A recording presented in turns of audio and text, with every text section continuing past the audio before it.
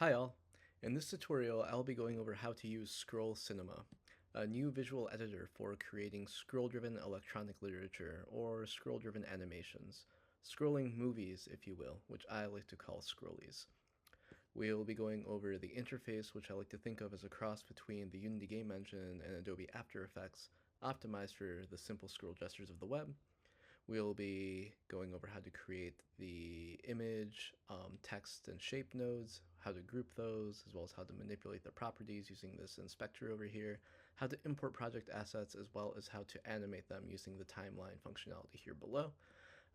We'll also go over how to publish your content to altsalt.com, which is also where the interface lives. So I'll go into more details on that when it's time. I will give a quick overview of what Altsalt is. So Altsalt is a community website that's focused on high fidelity and innovative publishing formats. So think zines, electronic literature, story-driven games, and the idea is to create a creative community space where these formats can thrive, as well as create a space where creators can showcase their work and build community. So that's a little bit about Altsalt, and without further ado, we can dive right in. So to get started, you do have to sign up for an Altsalt account. So if you go to altsalt.com, I'll move my talking head out of the way here for a moment. You'll see up here in the top right, we have login and register buttons. You click on register and you'll see here this form to create a user account. Now, if you don't have an invitation code though, you'll have to go to apply for an account and fill out this form here. This is just a light approval process so that we can not get overwhelmed as we're building Altsalt, because Altsalt and Scroll Cinema are both in beta right now. So yeah, that's just a little caveat there. And once you do get your account, you'll be able to log into the admin.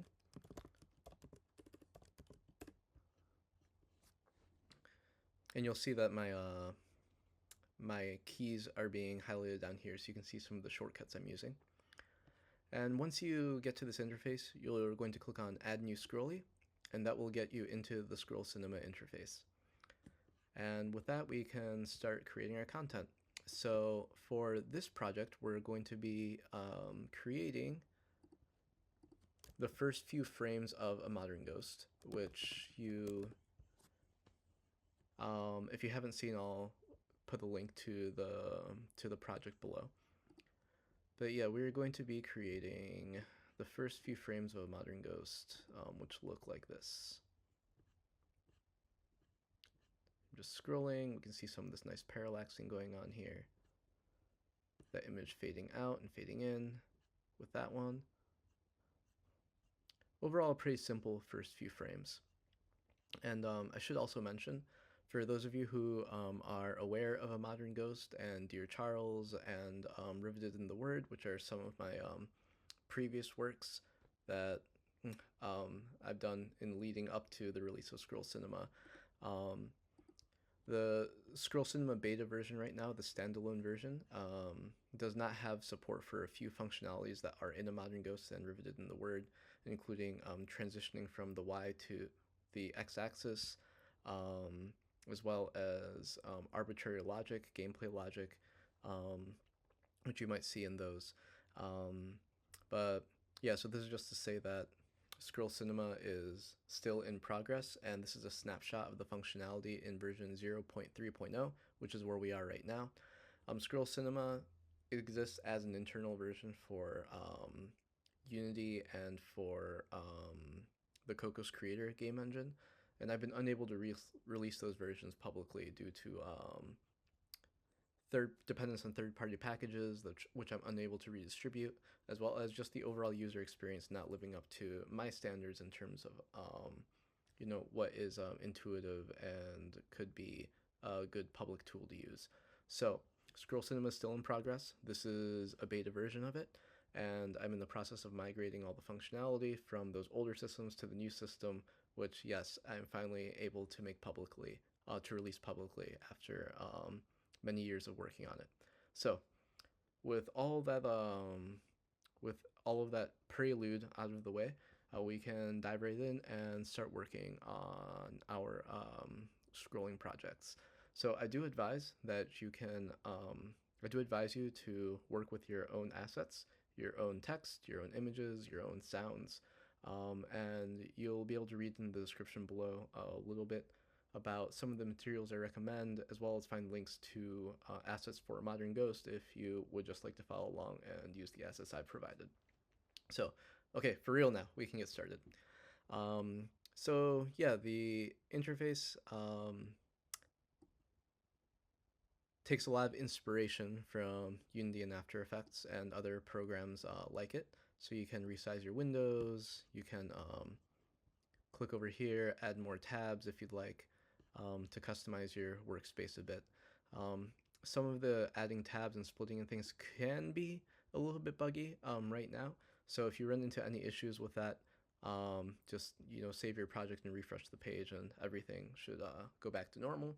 That goes for any bugs that you might run into while we're in the beta phase. If things start getting a little bit wonky, just refresh the page, and everything should go back to a pretty reasonable default state so you can continue working. So that being said, we have a few buttons up here to start creating some nodes. So the very simplest one we can start with is just creating a text node. Once it's created, you can click on it over here in the preview window, and you can move it up or down. You can move it around. Yeah, when you have the 4 arrows here, that means you can move it around freely in any direction. The top and the bottom and left and right boxes, they will move it locked to the X and Y axis. These circles will allow you to rotate it, and if you click and drag the edge of the text box or the edge of the node box, you'll be able to resize it accordingly. Okay, so that's pretty basic. I'm also going to minimize my talking head over here so that we can get a better view of the project window, or the general inspector rather. And so here I'll be able to override the content. No, we can move that down. If you have a lot of content, write the content. I am writing a lot of content that goes off the screen. If you want to be working with paragraphs like this, you can turn on text wrap. This is this button here, which will make this work more like a paragraph rather than one long line. And you can specify the width of the paragraph by manipulating this value here. Now, what I'm doing there is, in general, if you move your cursor to the side of these input boxes that have numbers in them, you'll see this range selector, right? This will allow you to, if you click and drag up and down, to manipulate the values like so. So that's a way that I like to work with manipulating my nodes, especially once there are a lot of things in the preview window. It can get confusing or difficult to select the thing you want. So that's one way to do it, and gives you a lot of precision over it. When you're just working visually and want to place things quickly, you can also click and drag inside the preview window. And so yeah, that's about it for placing text. I mean, all this other stuff is stuff that should be pretty self-explanatory. Oh, if you want to scale the X and the Y independently of the aspect ratio, you can do that here. You can also click into these inputs to modify values accordingly. Opacity is not something that you can manipulate via the preview window. You have to do it down here, so we can fade things in and out. Z-index, which I'll show a little bit later, is the order in which things appear on the screen. So you can put things behind, you can put other things in front. Font families we'll go over in a bit. That is, typefaces that you can specify for your different kinds of texts. Line height is a good thing to go over. When you start manipulating the line height, it will start from 0. So you can just keep dragging that up until you find the line height that you like. Or if you just want to reset, just delete it and it'll go back to the original line height. So that is working with text. The alignment will also work as expected. The justify isn't working right now for some reason. I'll have to look into that, but the other ones still will work as expected. Okay, so yeah, I think we really are done with text now. Let's go ahead and delete this. You can press the delete button on in the hierarchy to get rid of nodes.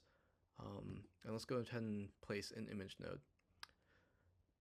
So you'll notice that when we place the image node, it's a purple box. That's because we don't have any image selected yet. And if we go over here to try to select an image, there are no images available in the project. The reason for that is because we don't have any images imported. So let's go ahead and do that now. You can either click this button, which will allow you to search through your file system to upload images, or you can click and drag them in. Since we're already here, I'm just going to use this. And I believe I have some images for this project somewhere around here. Let's search for date added. Here we go. I'm just going to go ahead and import, let's say, the first few frames, and we'll go from there. Hit open, and you'll notice that over here we'll have the status of all the imports, and that the project will be saving a few times as all this happens as well. That's just to make sure that the project is in sync as we're working with all the different values. When you work with the project window over here, we do save quite a bit to make sure all that is in sync. Okay, so we now have our assets in here. There's actually one from here missing, which will be in the folder that in the description, but we're actually going to need this guy. I'm going to fly him in as well. Okay. So with that being said, we should now have our images in the project. Yeah, we're here placing the first few frames of a modern ghost. So here we have an image that we use for part 1. I'm going to press the image node again, create another image, place the light bulb. You'll notice that I like to organize my image files based on what part of the project they're in. So 001, light bulb 001 part 1, that refers to the fact that this is in the first frame of the scrolly, or the first part of the scrolly, what have you, right? And that allows me to be organized, because you'll see that as we progress, you get to have a lot of nodes and a lot of assets in any kind of project when it comes to scrollies. So yeah, there we have more or less our first slide placed. We are missing the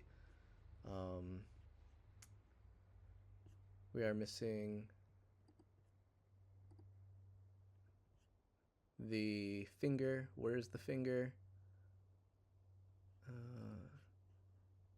Oh, I guess I dragged the wrong one. Here it is.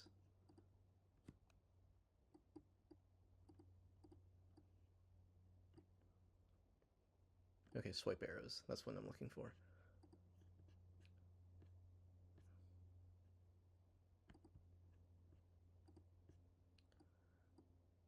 Okay, and this is the first frame of a modern ghost.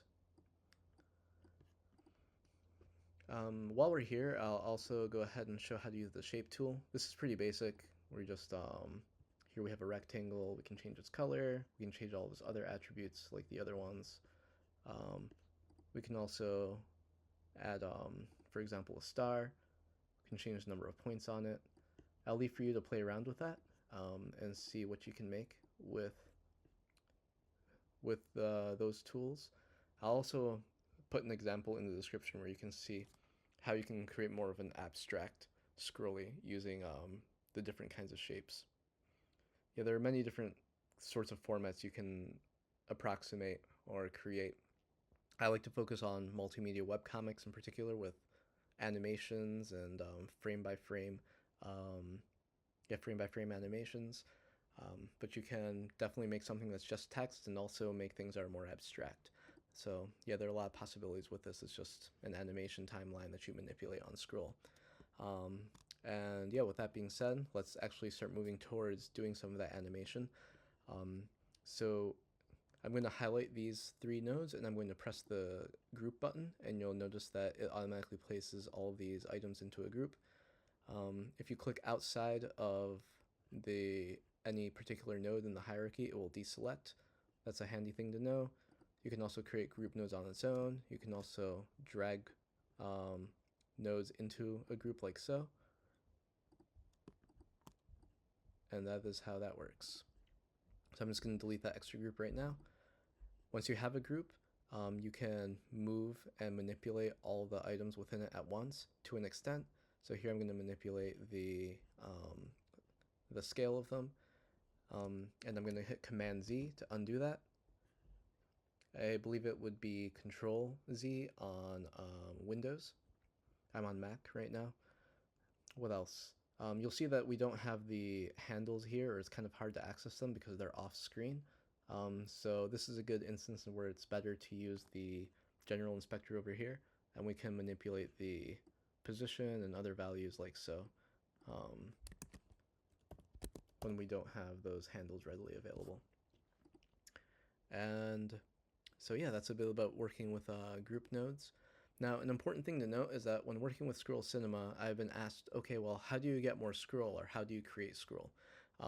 So a good thing to keep in mind is that the preview window here, this is like the stage. And all of the elements that we have inside of the project, they always exist, right? It's just a matter of us moving things in or out of the stage using the animation techniques. And the fact that we're scrolling is actually an illusion, right? It's actually just an animation that we're advancing as we scroll, right? And I'll go in a little bit further into the principles and ideas behind scrollimation, which I like to call this whole format, what we're doing here with Scroll Cinema. But yeah, just keep in mind that the idea is this is the stage, everything is always there, and we're just manipulating it and animating it using the scroll and moving things off screen or on screen as appropriate. So with that being said, let's get a little bit organized. Let's select all of our assets here and let's put them into a folder as well. You can double click to rename elements in the project or the hierarchy. I'm just going to call this artwork. Hit enter and close that for now. So we're going to start animating, and we should probably save draft actually. Let's save draft, and let's actually preview this so we can see how it looks. And there, sure enough, we have the first frame of our scrolly. So yes, animating. So to animate, what we need to do is press this Reels button, because if you go down here to the timeline and you'll try to select sequence, you'll realize that there's nothing here to select, and this isn't really doing anything. That's because we need to create our first sequence in order to animate. So to do that, we're going to press this button, which is creates a new reel. So reel, you should think of those reels on traditional film cameras, where you have the film on the reel and it's spinning, right? That's the idea here. Each reel has multiple sequences on it. For now, we're still developing this. Each reel can only have one sequence, but that is how we get the animation window here to work, and you'll see that we'll now be able to select a sequence there. Before we do that, I do want to point out that we have these buttons here. K is for keyframes, C is for clips. These are two ways of animating that we'll go over in just a bit. But these buttons signify that these properties can be animated, right? The z-index can't be animated as of now, but these ones can. But we can't click on these buttons yet because we don't have a sequence selected. So that's just something to keep in mind. Let's call this story. Look, you saw it saving, and let's select the sequence. So now we have the story reel, the sequence 2130 on the story reel selected, and now that will allow us to start animating. And you'll see all these buttons now become active. And with that being said, I'm going to go ahead and create, actually, just to illustrate, a keyframe on the part 1, and we'll animate its position. So what I did was I created a keyframe track by pressing the K. I created a track down here. Then I pressed this diamond button to set a keyframe at the part 1's current position. So this is a pretty common paradigm if you've used After Effects before, and I believe Premiere may work the same way. So we have our initial position for part 1, and let's move this up to, let's say, the half-second mark, and we're going to just move part 1 up off the screen like that, and so you'll see that it creates a new keyframe. So basically, whenever you have a keyframe track created for a particular property, whenever you manipulate that property on the node, it will create a new keyframe at the current time of the scrubber. So yeah, we moved it at the 0.5 and it's up there, and let's do the same thing here. Let's move it down here, maybe move it over to here, right? And so now we have the part 1 moving in those directions, and let's animate the light bulb as well, just as a demonstration. Move this down to the 0 position. We're going to add a keyframe at 0, and then at 1, let's say at 0.8, let's move it down to about here, again just to illustrate. So now we have this animation happening, and let's save a draft and preview. And now if you swipe, if you're using a trackpad of some sort or scroll with the mouse, you'll see that the animation is working.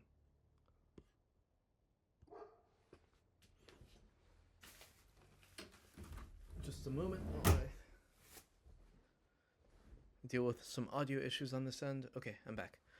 All right, so we've created 2 keyframe tracks and animated the position of a couple of nodes.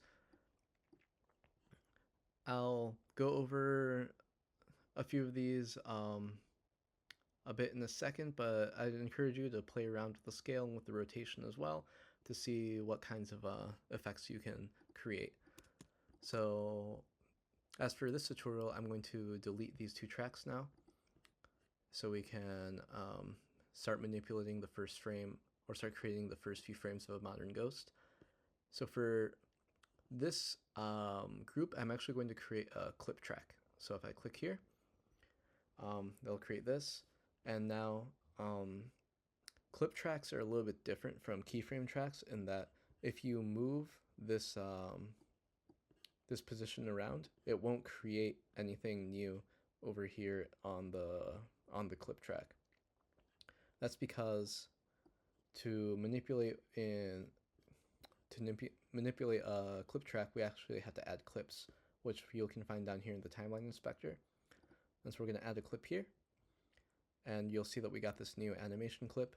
And then over here, we'll see values for the initial and the target. And for this, I'm just going to now click and drag the target until the whole group is off the screen. And that's how that works.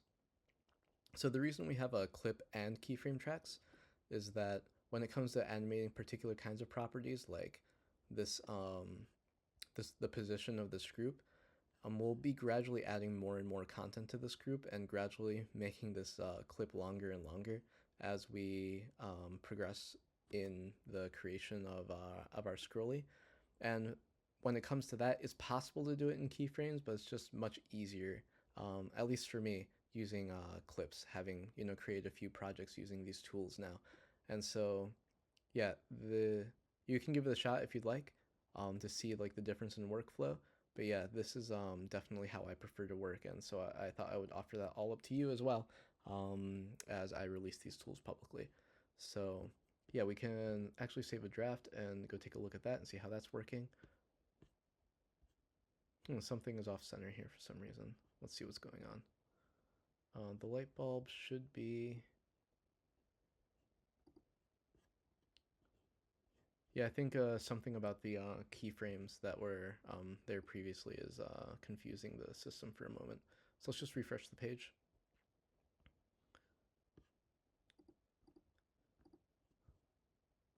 And let's move the light bulb back to the position we want. Yeah, that's a bug I'll have to look into. Save draft. Let's preview again. Yep, and there we go. Yeah, sorry about the bug there. As I said, it's beta software. It has beta feelings. But yeah, I'll be working through things like that to make this more consistent, polish up any little issues like that over the next few weeks. Yeah, and also another thing too is that yeah, the beta software is definitely ready for experimentation and for small pieces. So despite having little issues like that, in general the system is working. So yeah, just thought I would mention that. Okay, so we now have our first frame. And so now if we go back to the example, let's see what we're going to place next.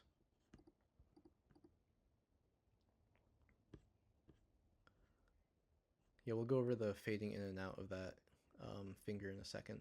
All right, so we're going to place this text now, and we're going to place our main character here. So to do that, we are going to come up here and create a new text node. Notice if you have nothing selected here in the hierarchy inspector and you create a node, it'll just add it to the end of the list. But if you have a group node selected, has special behavior that if you click to create a node, it will automatically set the new node as a child of the group. So that's just a little productivity thing to keep in mind. I'm going to get the text for a modern ghost, which should be... Where can I get the text? That's fine. We'll just do this. I'll just type it out. So above the mirror, small and low, hung a fluorescent bulb whose light shone through my skin. Hung a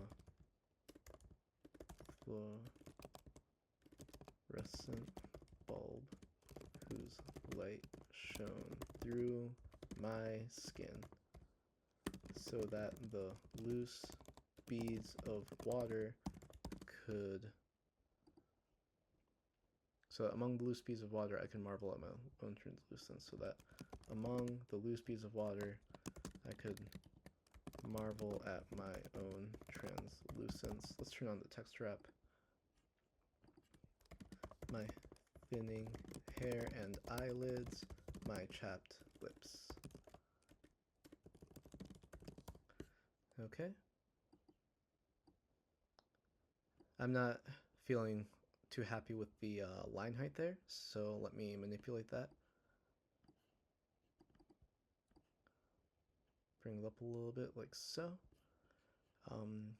We also need to change the font here. It is not the font that we have in the design, and let's also take the font size down a little bit, but we might have to change that again as we get the actual font in here, which we're using Tinos. Oh. Okay. So once you have a font imported into the project, you'll be able to go to font family and select it here. And if we scrub to there in the timeline, we'll see that the font is now being used. And let's go ahead and create a few more images.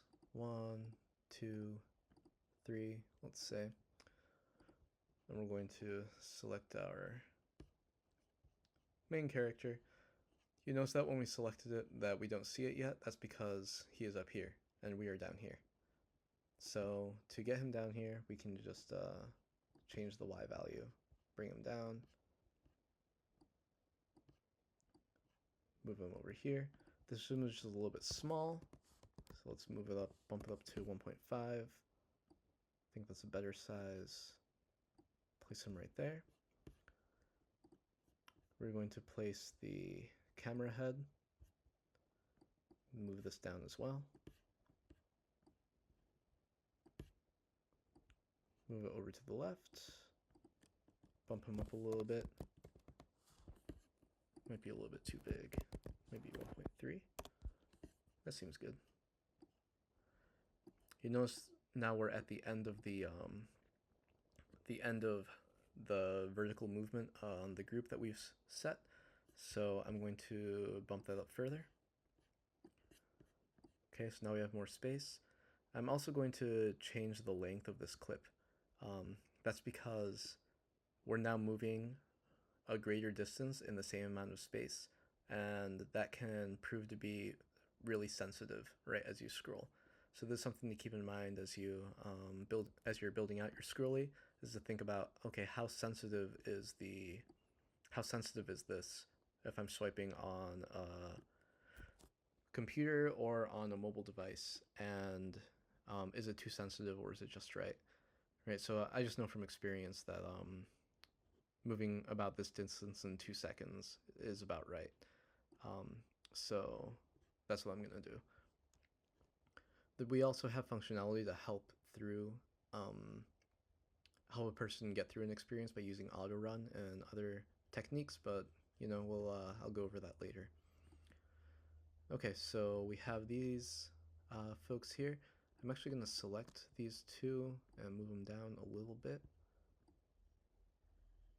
Yeah, so what I did there, I just selected the two nodes and I selected the translation on the Y and just moved them down both at once. And let's save a draft and take a look at how that's looking.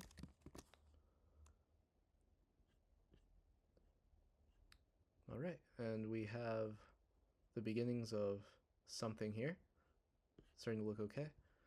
I'm gonna move the camera head a little bit more to the right. I think that's a little bit better. This is all super subjective as well. Notice that the camera head is in front of Adrian right now. So let's actually move Adrian in front. Let's set the z-index to 1. So now the z-index of the camera is at 0 and the z-index of Adrian is at 1. Let's actually move Adrian after the camera head as well in the hierarchy so that that can be a little bit better reflected. And yeah, so we have that set up. Now let's go ahead and set up the foreground. Again, the image is up there in the 0 position, so let's bring it down. Let's bring this to the front by setting the z-index to 2. And let's move this, say, over here. Okay, we have a little bit of texture going on there now. Let's go ahead and create another image node for another foreground. Which one do I want? I think this one's good. Yeah, this isn't going to be perfect. I'm just placing to give an example of how you would do this. Set the z-index to 4. Move him maybe over to here.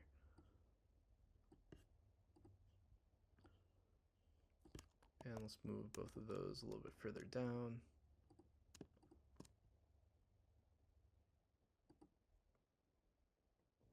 I think that's fine. You notice there's a little green line here. That's an artifact of clicking and dragging that the computer picked up on. Again, just a little visual bug, but it doesn't affect the actual functionality of placing the content and whatnot. I would say also save often as you're going through this process. We don't have autosave implemented in yet, so yeah, just keep that in mind. Whenever you place a few things, just be hitting that save button. Okay, one thing I want to demonstrate is how to start setting up parallax. So I'll create another image node. So to make this very clear. So you'll notice that in A Modern Ghost we have this little piece of ink that floats up at a different speed than everything else. Doing subtle parallax effects like that is adds a lot, I think, when you create the scrolly, especially one that explores space the way that A Modern Ghost does. So I'll show you how to do that quick. You'll also notice that sometimes the screen flashes a bit while we are scrolling through and animating. That's just because as you scrub, it resets all the positions and then animates to the current position to accommodate for any changes in the hierarchy and whatnot. So this is a bug that I'll be looking into to clean up, but again, it's just a cosmetic issue. Everything should still work under the hood in terms of actually building out the story as you're animating it. Okay, so with that in mind, we have this foreground here. Let's move it down so we can see it on the screen.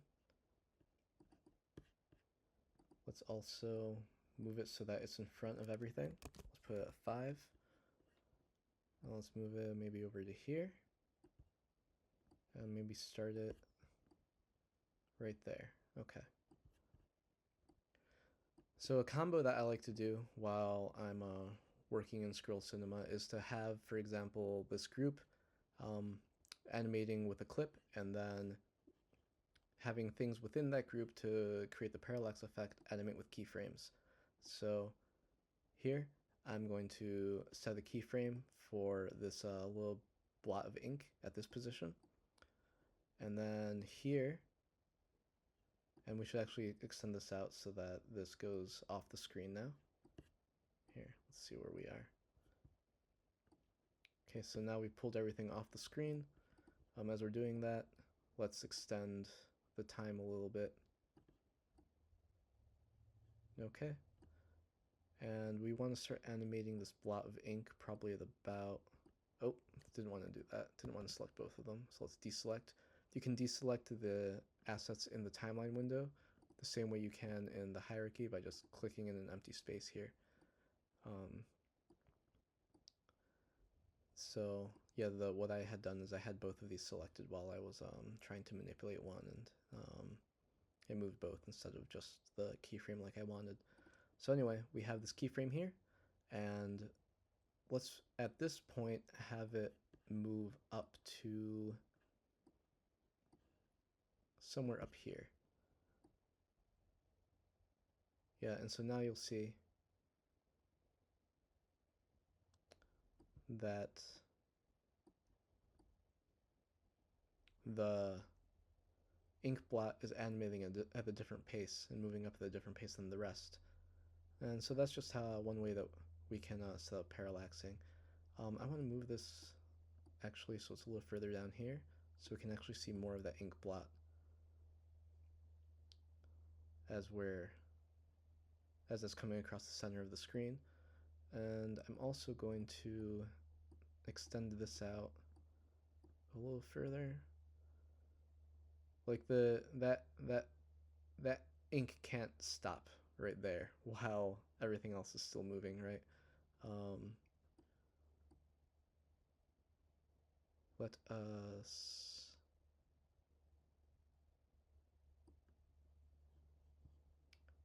adjust the value of the keyframe. Let's maybe move this up to like here.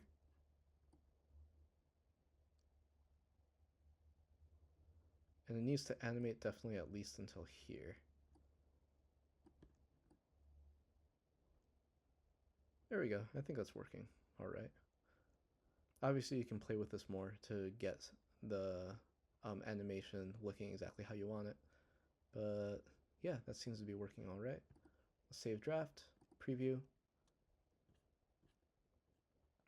And there we have our nice parallax effect going on. There are a lot of other subtle effects we have in A Modern Ghost going on. We have all of these clouds, for example, animating at slightly different pace. I believe Adrian is also animating. And yeah, overall, there's a lot of subtleties you can do with this. But yeah, that is a little bit of how you set that up. You'll also notice in the original Modern Ghost, there's actually this camera head is animating. We don't have that functionality in the newest version, this version of Scroll Cinema yet, but that is also something that is forthcoming in the coming months. So that is something to keep in mind. All right, let's save the draft and see what we're placing next.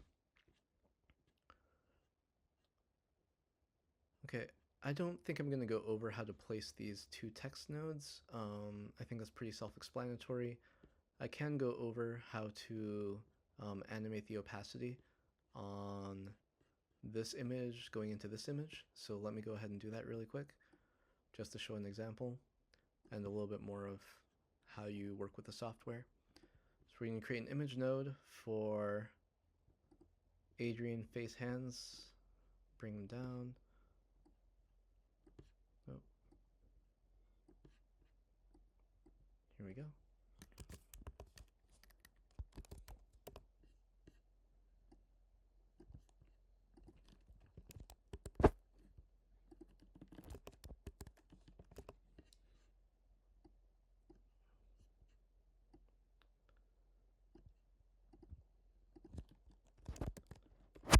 All right, I think that's good there. And this is pretty easy. Like as we come in here, and we should, again, keep moving this group up and extend more. Extend this a bit more. Let's see to there.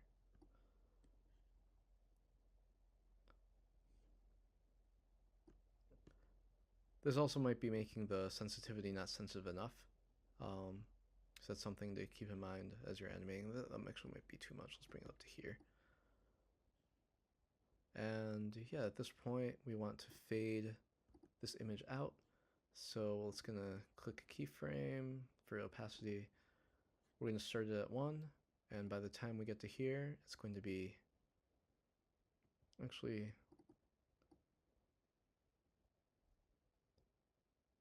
I think we want to start animating it from here. Yes, so from here, we'll start at 1, and by the time we get to here, it'll be faded out. Okay. And then we're going to bring in our second actor, Charlotte.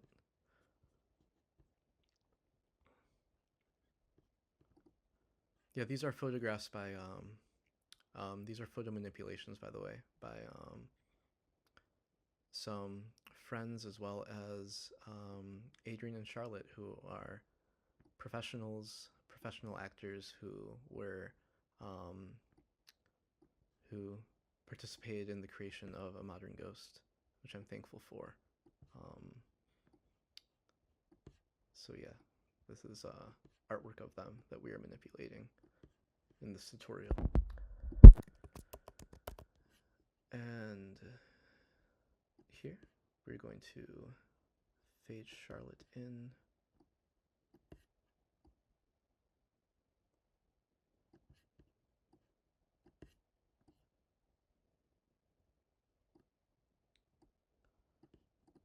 Here we're going to move this a little bit further along.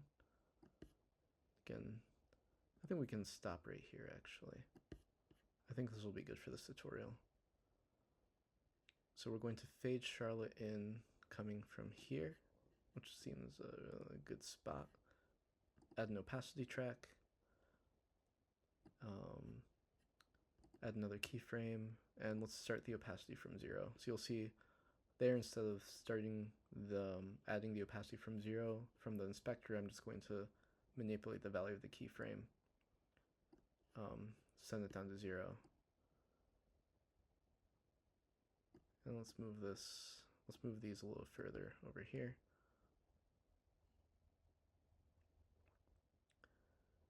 Yeah, you'll notice that I'm clicking and selecting and moving keyframes and such by clicking and dragging to create a marquee, which will select all the assets underneath of it and then allow you to move them all together as a group. So that's something that you can keep in mind as well. Let's save the draft and preview that.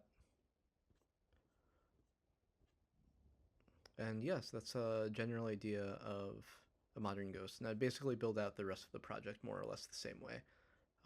Just iterating, going back and forth between the preview and the window here, adding all of the nodes. Okay, so that is generally how to work with the editor. Something else I want to show is this concept of auto-playing sequences. So when we're working with a scrolling animation, there are oftentimes moments in which we will want to create a cinematic moment or have the animation go without the input of the user. So to help with that, we have this thing called auto run. So This is auto run start, this is auto run pause, this is auto run end. And how this works is if we hit an auto run start and we save draft and preview,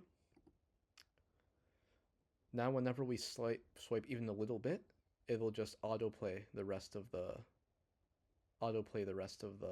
sequence.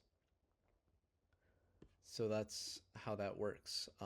If we just have an auto run play, we can also add an auto run pause, which will stop the sequence once it gets to the pause moment. So let's refresh. And I'm going to swipe a little bit. And now we arrive to the pause moment. And then when we continue, it will continue animating for the rest of the sequence. So that's auto run, pause, and then if we do an auto run end, let's end it right here. And we save and preview. Once you get to the auto run end, everything after that just becomes normal and is no longer auto playing. So now I'm just scrolling regularly. And then if you scroll back, it will start with the auto run again. So that's something to keep in mind, is that when we're doing scrolling animations, we're always, we're always thinking about the experience going in forward as well as in reverse. So it's something to keep in mind. Also, if you have this misconfigured, for example, you have 2 auto run starts, the system doesn't know what to do. And I know it's very easy to misconfigure that right now, but this will cause it to break. I'll show you what that looks like. If we preview this, it worked for some reason. It shouldn't. Let's see. Let's maybe delete this. Save draft. Oh, I think it's if you I think this will do it. Let's try to refresh. Yeah, so you'll see that the project doesn't load now. Yeah, that's an issue on my end. I need to make it very plain how to configure and not misconfigure this auto run. But yeah, if you have 2 auto run starts but no pauses and no ends, or if like it has a start, then an end, and then a pause, for example, the system doesn't really know what to do, and so it fires an error, right? I guess that one, it worked with that one for some reason. Anyway, just make sure that whenever you start, you don't have 2 starts in a row. Like if you're going to start, have a pause or have an end after it. And if you're going to start a new auto run sequence, make sure you have a start, then a pause, and then or an end, right? If you don't have an end, it will autoplay the rest of the sequence. So that's something to keep in mind. But yeah, just make sure that if you start it, that you end it at some point, or that you have a pause and allow the sequence to continue animating automatically. So yeah, that's a little bit about auto run. I'm gonna delete those now. Another thing we should go over is how to add audio. So audio is a big part of scrolling animations as well. So I'm going to click and drag in the Modern Ghost theme. So it was composed and performed by Ethan Steigerwald. I'll have all the credits for Modern Ghost in the description here. But yeah, so we have 2 ways of creating audio in Scroll Cinema. We have ambient audio and audio triggers. So ambient audio is background music. And we have 2 ways of manipulating the background music. So I created a track for it. You'll see we have now an ambient audio track for the Modern Ghost theme. Let's add a fade play clip. And let's change the end of that clip so it starts here. And yeah, it looks like this, we'll have to refresh to hear this. This is another little bug that I'm working through. But if we save the draft and we refresh the page,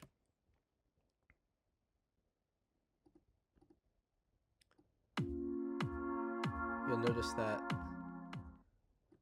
once we go past the end of the clip, that the music starts playing.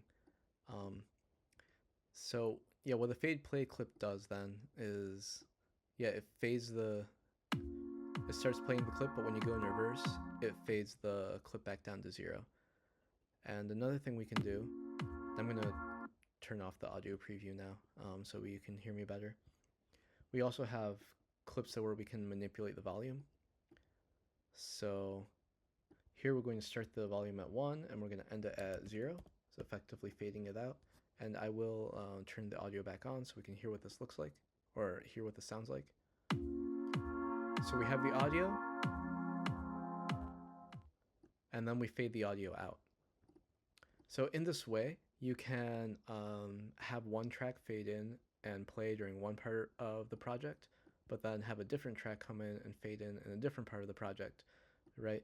So in this way, you can create dynamic soundtracks to accompany your scrollies. And you'll see that when we load up the project, we have this audio icon down here. Just press it and it'll enable the audio, and you'll see it working as you scroll through.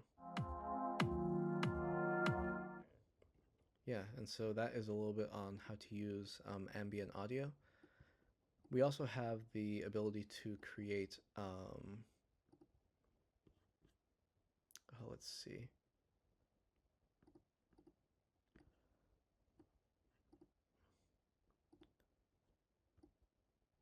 We also have the ability to create, I'm going to import this. My computer's not letting me. There we go. Click and drag. I just got it now. We also have the ability to add audio triggers. So I'm going to show this example with this sound effect. This is under a Creative Commons license. I will have the credits for this sound effect below as well. So if you have an audio trigger track, this is less about creating background music and more about just creating sound effects, right? So here, that's the sound effect. Now I'm going to add another one right here. So just click on the track and click Add Trigger. And let's turn this off, save the draft, and preview. And now if we scroll through, you'll see that we have those sound effects happening. We do have a couple of options on these audio triggers. We can activate on forward or activate on reverse. Again, we need to be thinking about what the experience is like going forwards, as well what it looks like or sounds like when you're rewinding. And so if you activate on forward, it will only activate if you move forward, and then if you reverse past the activation point and go forward again, then it will play the sound again. And as for reverse, it's the same thing, but backwards. And so yeah, I'll leave you to play around with that, but yeah, that is how we can create audio triggers as well. If in a particular sequence or a particular moment in the story you have a gunshot, or I don't know, something breaks or something to that effect, you can use those sound effects to bring out that element of the story. And the last thing we should go over is now how to create overlapping sequences. So there are two different ways of animating in Scroll Cinema. We have the scroll animation, which we just took a look at, but we can also animate using time. And this is a little bit of the secret sauce that makes scrollies interesting, is that you can have the primary animation happening as you scroll, and then the other animations add some visual effect and flavor to what's happening on screen. So with that being said, let's go ahead and create a new reel. And we're going to double click on this one and call it blinking. Oh, we had an extra character in there. And let's select blinking here. And so what we want to do is make this up and down arrow here, this icon, flash in and out to signal to users that, just to draw attention and to make sure that folks get that you need to swipe up and down in order to advance, right? So we're going to create an opacity track, and notice this little green dot that tells you which timeline you have selected. And how I got here was I selected the timeline window and I clicked the split horizontally button, which created a duplicate of the timeline panel so that I could select a different sequence. So now I've, after creating the blinking reel, I've selected the sequence on the blinking reel, and now I am animating the swipe arrows. And to do that, we've created the opacity track. Now let's add the keyframe. Let's set this to 0. And then at 1, let's set it back to 1. And actually, I know from experience it's going to be animating too quickly, so let's move all of this over to, let's have this animation take 2 seconds. All right, and we're also going to go here and set this to time and set it to loop. We're going to save the draft. And once you have a time sequence, you'll notice that here I'll switch it between scroll and time. You'll notice that the buttons here change. When you have time, that will allow you to press this button and preview the animation. Right? Whereas when you have scroll, that gives you the auto run functionality. Yeah, since we're animating with time, this is always playing, right? So we don't have any use for this auto run functionality. But yeah, so that is how to add a time sequence. And we'll save the draft, and we'll take a look at the project.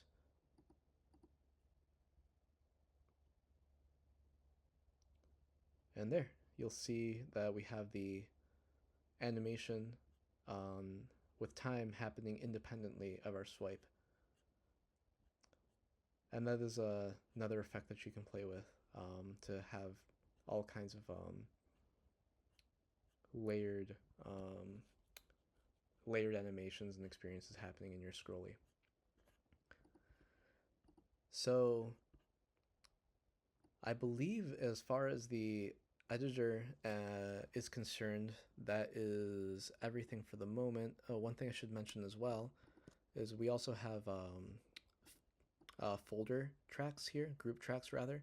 So if I click this, that will set all of the tracks I had selected to a group, and I can move tracks in and out of that group as well as create additional groups, right?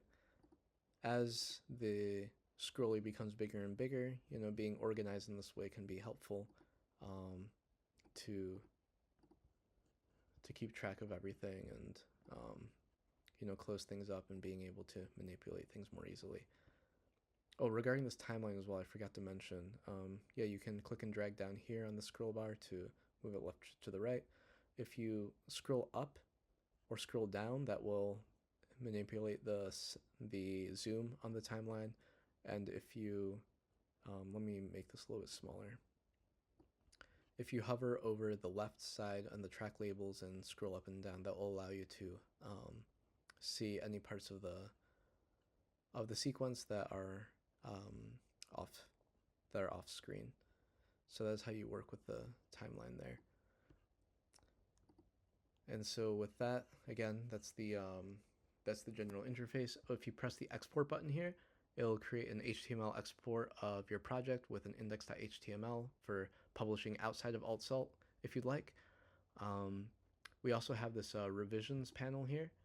So this is if you find yourself in a pickle and you've lost some of your project, or you run into some kind of crazy bug that has caused you to lose some of your work, you can, I'm going to save draft before I do this, you can roll back to earlier versions of the project. I believe it's the previous 8 versions of project that have been saved, right? And yeah, that is a way to recover anything in case anything happens. This can set up inconsistencies in the project. For example, if you import an audio file and then delete it and then go back to an instance in which the audio file did exist, that can set up some inconsistencies here. So yeah, I'd say avoid this if you can.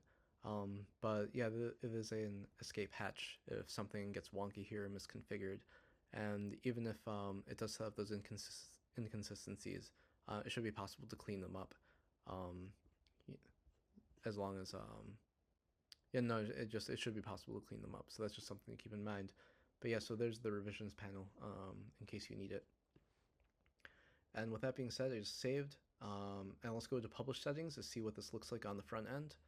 So it's going to ask if we're prepared to leave the editor, and we just saved, so yeah, we're fine. We can go to the publish settings. And so now we're in the Altsalt admin.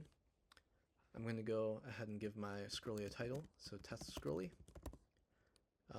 You can give it a description if you'd like. You can also set a featured image. You can add some additional tags here and such. And when you're ready with everything, you can go ahead and hit publish. Oh, another important thing to mention is that we have the functionality to add more than one author on Altsalt. So if you'd like to add a friend or someone who has contributed either through artwork or audio or just helped you brainstorm or what have you, that's a key part of Altsalt is collaborative publications. So that is something you can do as well. And I'm going to go ahead and publish this. All right, so if you click on this link, it will take you to the page for your scrolly. And if you hit this play button, it will take you to the view of the scrolly. I'm going to click back. The description and such would go here. Let me actually go there and add some things. This is a new scrolly example. Let's go ahead and set the featured image. Let's upload this one.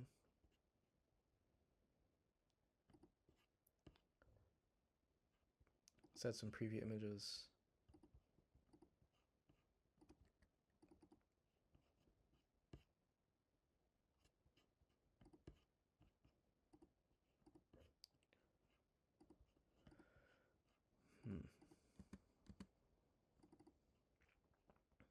This is just to give you an example of how everything looks like in the end.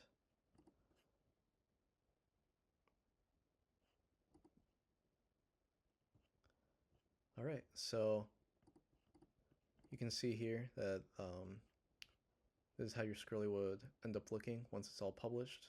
This image should be coming up. Might be another bug there. Again, beta software. Thank you for your patience.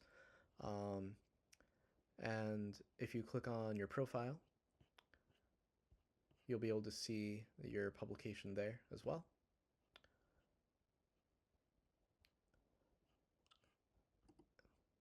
And yeah, as more scrollies get created, I'll be looking to showcase and highlight some of them on the main page. And the whole site is, again, currently under beta, under development. We're seeing, I am seeing how we can build the community and this space as a platform to showcase scrollies and other kinds of independent and innovative work. So yeah, I'm currently looking to start creating the first collection of scrollies in this style. I think maybe one of the first on the net. So that is something that we'll be developing. So keep an eye out for that. I'll have a link to our mailing list below, so you can keep abreast of that. And I believe that that might be it. So here I'll bring myself back here for a moment. Yeah, just wanted to say then thank you for tuning in. I hope you have fun creating scrollies using Scroll Cinema, and I'd absolutely love any of your feedback on the tool or anything else regarding Altsalt and Scroll Cinema. We have a Discord channel as well where we can talk about challenges we're running into with the software. You can report any bugs, request any features, and also keep in touch with other folks who are working with the tools. Yeah, and we should be having some community projects coming up in the next few weeks. So keep an eye out for that. Yeah, Altsalt is a project I've been working on for the past few years and just recently had some more time to work on it and develop it more in depth. I've been on hiatus for a bit, but really looking to start getting things rolling again. So yeah, I believe that's it. feel free to reach out, and thanks so much for tuning in. Bye-bye. Okay, so here's a little bit of bonus material. I did want to, as mentioned, go over a little bit of what scrollimation is as a concept and some of my theories and ideas around it. So just to um, exemplify that before diving in, here I'm going to swipe through a prototype I have going of the story called When I Fall Asleep. You'll see that we had a little bit of animation there, and now we're doing a frame by frame animation actually. And here we have like the auto playing sequence, independently of the main timeline going there, allowing this text to animate. And then we have illustrations going, really going towards a more traditional kind of animation here. And I'm really thinking about how you can explore the space between graphic novel, animated film, and video game using these techniques. So that is a little bit that's coming. Currently working on developing this out further. As mentioned, we also have more abstract things that you can do. So this is just using the shape tool. There's some things you can do there. I envision that there could be lots of interesting things to do with abstract shapes and with sounds and music that could be engaging, also with some text, potentially making some kind of digital poetry. Those are other ideas. And lastly, I want to go over a modern ghost. This is using the original version of Scroll Cinema in Unity to tell you about some of the features that we have coming on the roadmap. So first off, you'll notice here that we can actually press these buttons to activate certain events. So that is something that we don't have in the version 0.3.0 of Scroll Cinema yet, but it is coming. We also have this ability to go between scenes. So what we saw in the tutorial was just one scene with one group of nodes, right? But here we actually have a completely different scene that's a title page. And here I'm going to go into here. And we're actually going to mute this so I can go through the project. And so we actually transition from one scene to the next scene, from the title page to the actual story. And that is something that, again, we'll have coming in Scroll Cinema, in the standalone version. And here I'm swiping, going through this. I want to talk about the principles of scrollimation a little bit. So what we're doing here is we're really using parallaxing, or these are my theories and my ideas anyway, to give a sense of depth. You'll see that Adrian is moving at a little bit of a different pace than the camera in the background, and we have this this little ink blot here really to emphasize the fact that this parallaxing is happening, right? At every step of the way, we're trying to make sure that we're capturing the visual interest of the user and trying to guide their eye across the page as well. So, I mean, these are just basic design principles at this point, but we have a strong visual here where he's looking at the camera, right? And then we have like this triangle coming here with this ink blot coming up here. Eyes are naturally drawn to text, right? So we have these this on the left, this on the right, drawing the eye around. We have him coming in there.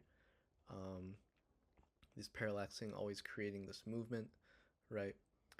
Here we have this text static on the middle of the page, but we have the clouds on the left and right moving to continue giving that sense of movement. And when we get down here, we start moving on the left and y-axis. You can actually do this right now in Scroll Cinema, except that in the original mobile version of A Modern Ghost, you would actually have to swipe left and right to move through this space. I mean, you can set up a horizontal action. It's just you'd be swiping, I guess, horizontal or vertically in Scroll Cinema right now. But I am working on implementing the horizontal swipe that you can configure as well. And in terms of design, we have this figure here looking over to the right. then we have the icon coming in to signal folks that, okay, it's time to start swiping left and right. Um, you know, the the image of this character here looking directly at the screen to capture your visual interest, everything always to see how we can draw your eye across the page.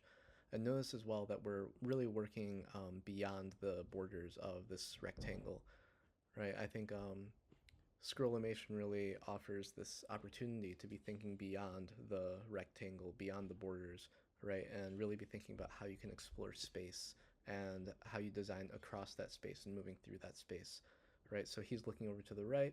We have this, again, the strong triangle here. Then this character's looking further to the right, eventually leading our eye here. So these are general design illustration principles that you can work into your scrollies as you make them. And something else that I want to mention is we're always trying to see how we can emphasize the story, but also how we can, again, capture the visual interest or surprise users. So if we go to the very beginning of A Modern Ghost, um, you'll see that from the very first frame, we're trying to say to the user this is not going to be your typical experience. We want to surprise them, right? So that's why we have the camera warp when you press start, um, and we have all these very smooth cinematic transitions, right? So so yeah, I could go into a little bit more detail, but I think you basically get the idea. I'd say there's a lot that has still left to be explored here in scrollimation, um, in terms of what is engaging, how you can mix these different mediums of animation and still illustrations with text and with audio as well, and with the interactivity. Um, you notice all this is in black and white. That's because I didn't know how to really work with color at the time, and I'm still, learning. But this could very well have been fully in color. How does that change things? How do you create backgrounds? Like what mix of you know regular framed images versus borderless images do you use? Um, like what kinds of sound effects do you use? There's just so much that's left to be explored here, and I just have theories on like what will work and what doesn't. So I touched on these a little bit, but I think if there's anything that is unique about the scrollimation, it's probably this idea of movement through space, oh, or continuous change. So again, it's just an animation, but I think one way to really grab users is to create this illusion that you're moving through space. And I think that that visual feedback gives an inherent sense of progression, and solves a lot of usability issues when it comes to electronic literature in general and scrollies in particular. These other things, I'll leave a link to these slides in the description, but yeah, I've touched on all these things. Just how are you making your compositions, how are you pacing things, how are you continuously delighting users, breaking out of that box. An important thing to mention, game design. So when we did The Modern Ghost, we have this idea of gradually onboarding users to the experience, right? So we didn't start out zooming on the z-axis, right? We started out with the most common thing that everyone is familiar with. We started out with swiping on the Y, and then we transition to swiping on the X, and then we transition in the climax of the story to the zooming in and out, right? So that's to gradually onboard users, take them from somewhere familiar to somewhere unexpected. So I'd encourage you to be thinking about that as well, as you're developing your own scrollies, and in general, this idea of multimedia storytelling. We have all of these tools at our disposal, right? We have illustrations, we have animation, we have audio, um, we have what's it called? We have interactivity, and all the different ways that you can put those things together to make an engaging experience. So yeah, I'd encourage you to experiment, to have fun, and to keep in touch and let me know how you're developing things. I really love to see what you're working on. And so, yes, thank you again for tuning in and for stopping by this tutorial and sharing in some of these ideas. And I'm really, really looking forward to what you make.